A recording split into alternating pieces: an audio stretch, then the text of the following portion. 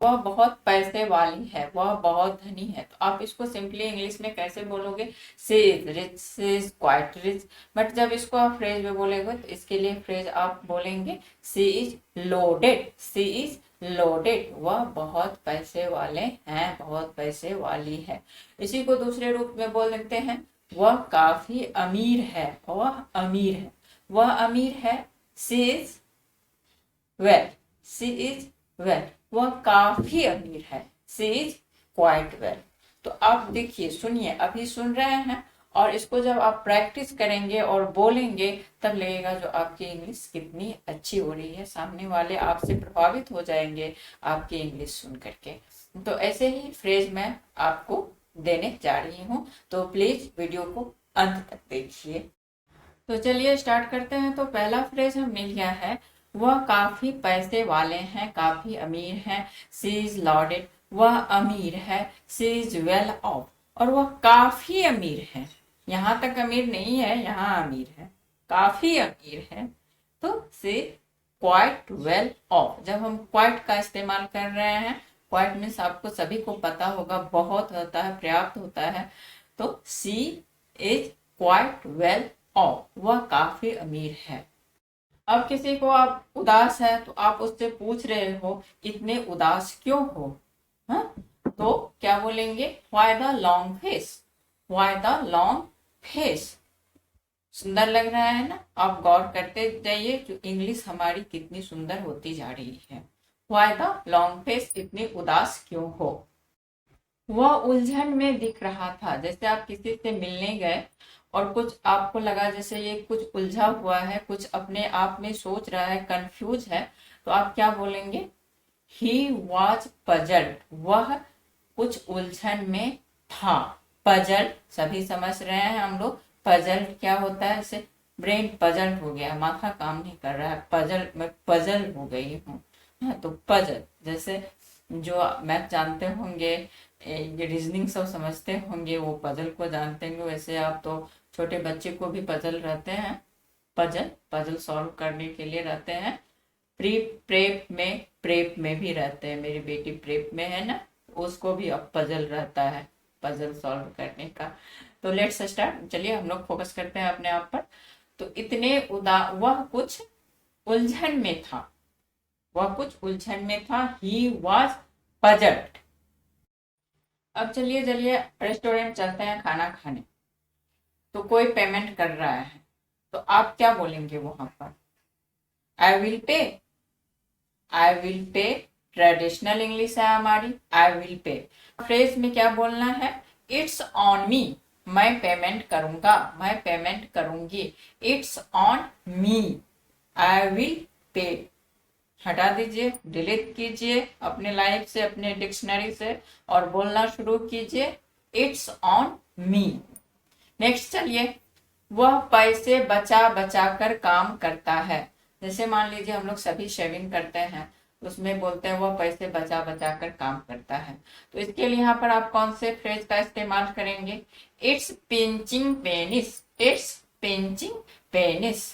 मैं दुविधा में हूँ, मैं दुविधा में हूँ। किसी बात के लिए, किसी काम के लिए आप सोच रहे हैं क्या करूं क्या नहीं करूं।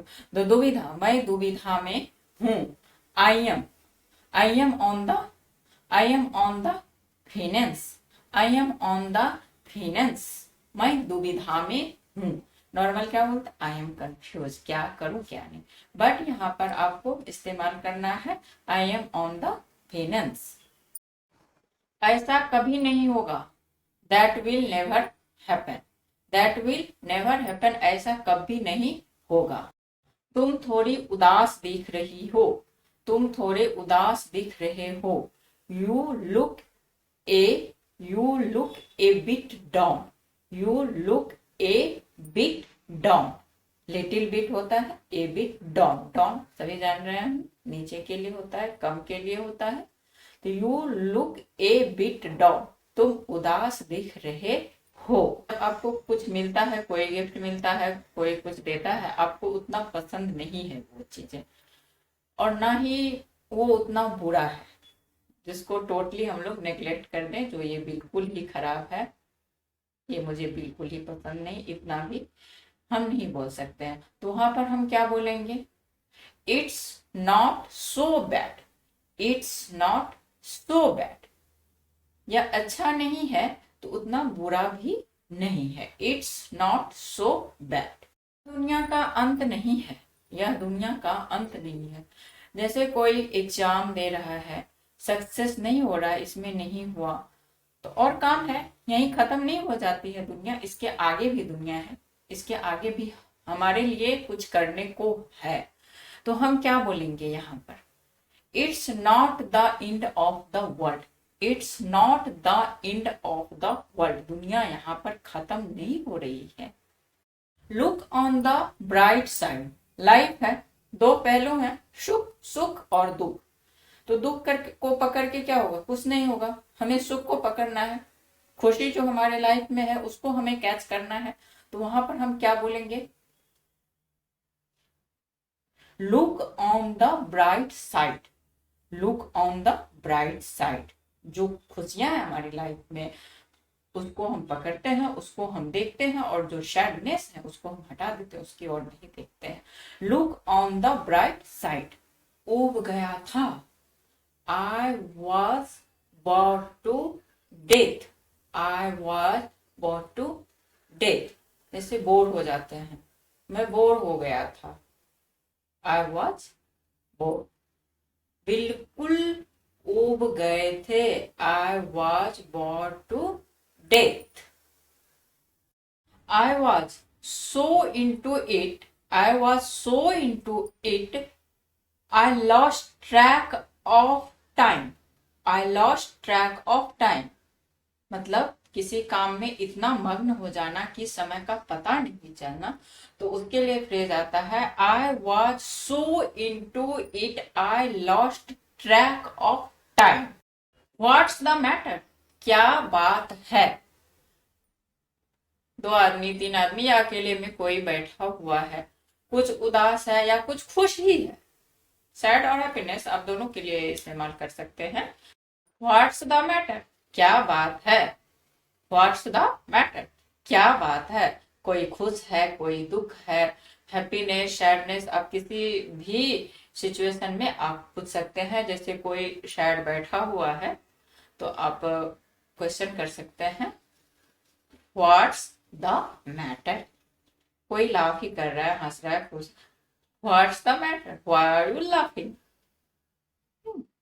चलिए नेक्स्ट।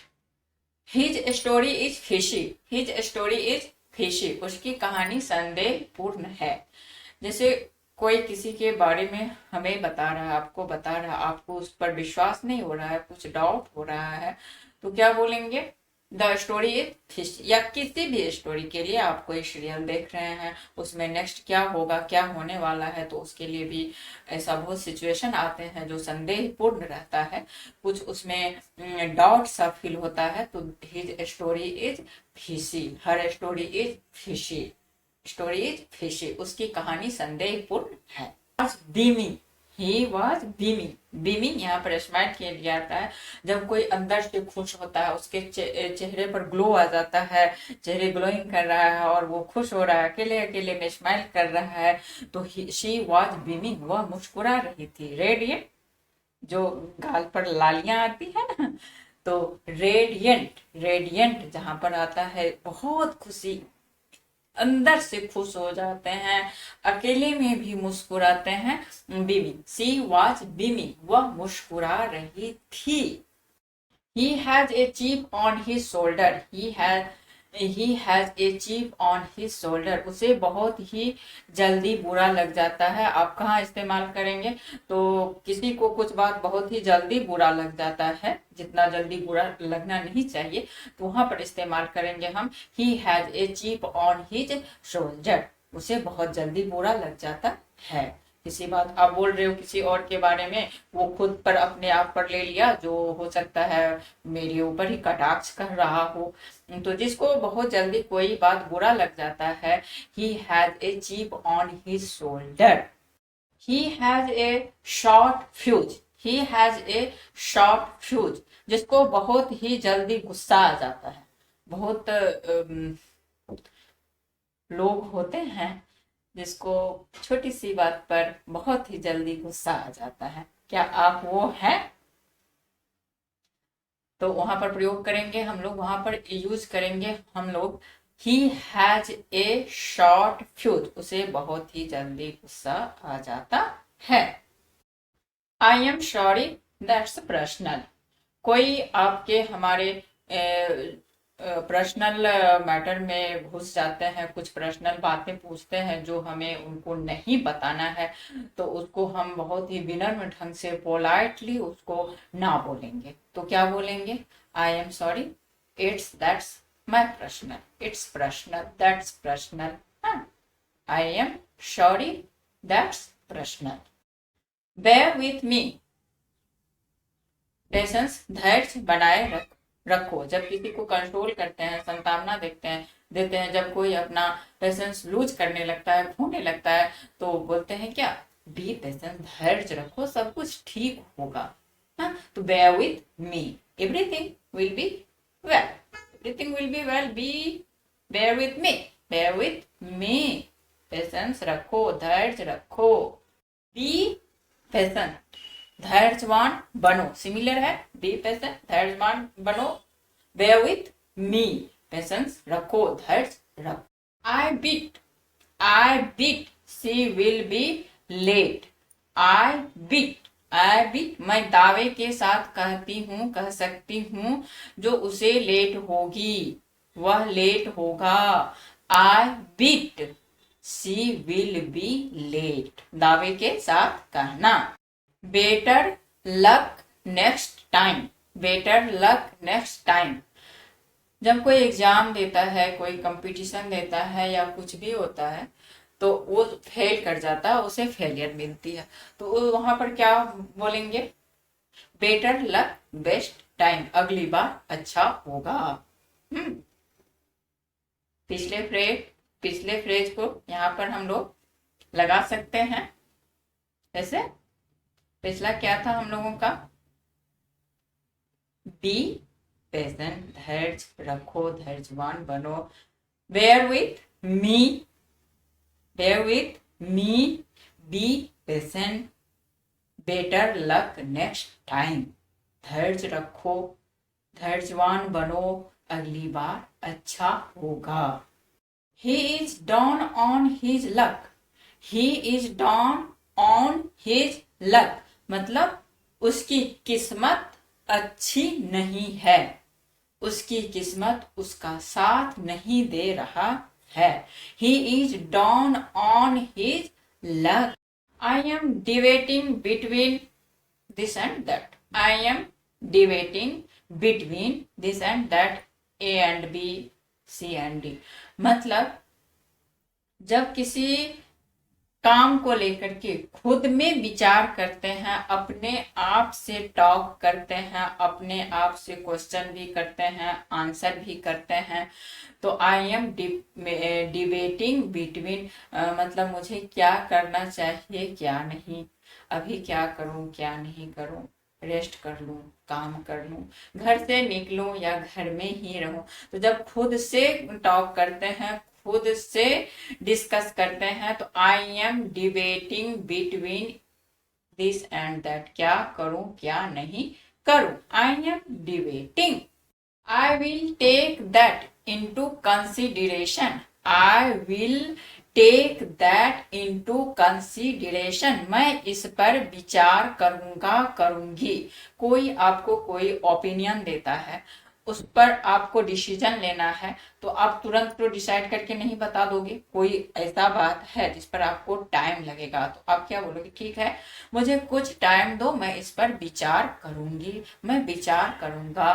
तो I will take that into consideration, I will take that into consideration, मैं इस पर विचार करूंगी जो क्या करना चाहिए। It will happen any day now, it will happen any day now, मतलब कुछ काम है जो अभी थोड़ी देर के बाद भी हो सकता है और अभी भी हो सकता है, तो वहां पर क्या इस्तेमाल करेंगे? It will happen any day now, अभी भी हो सकता है और 10 मिनट के बाद, 1 घंटे के बाद भी हो सकता है। It will happen any day now.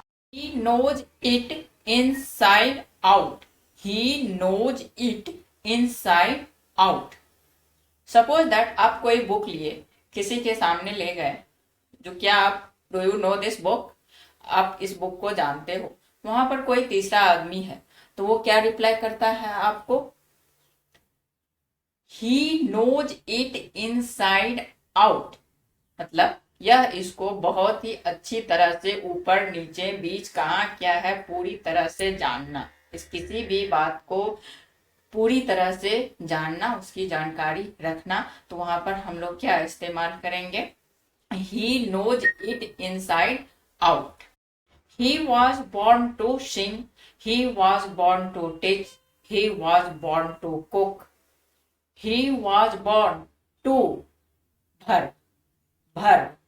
हाँ, जैसे वह खाना बनाने के लिए ही पैदा ली है, खाना बनाने के लिए ही पैदा लिए हैं।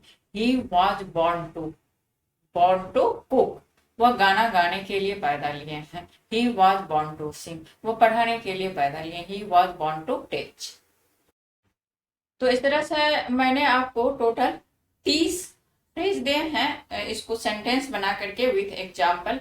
तो आई होप, उम्मीद करती हूँ आप सभी को पसंद आएगी वीडियो, और पसंद आएगी तो जरूर मुझे सपोर्ट कीजिएगा, लाइक कीजिएगा, शेयर कीजिएगा, मेरे चैनल को सब्सक्राइब करके मुझे एक उम्मीद दीजिएगा। ऐसे ही वीडियो के साथ मिलती हूँ, तब तक के लिए कीप प्रैक्टिस।